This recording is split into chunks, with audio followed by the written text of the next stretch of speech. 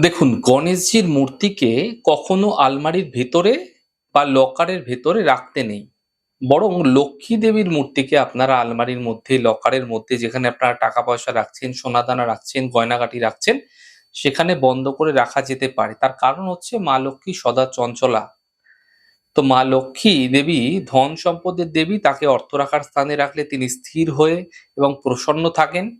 কিন্তু ভগবান গণেশজি হলেন আনন্দদাতা এবং সিদ্ধিদাতা। আবার উনি বিদ্যা বুদ্ধিদাতাও বটে।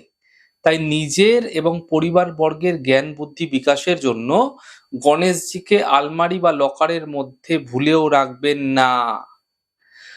লক্ষ্মী গণেশের একসঙ্গে থাকা যে কয়েন রয়েছে, যে মুদ্রা রয়েছে, সেগুলি অনেকেই কিন্তু রেখে থাকেন। তা আলমারিতে, লকারে, লকারে আপনারা বন্দি অবস্থায় রাখতে পারেন।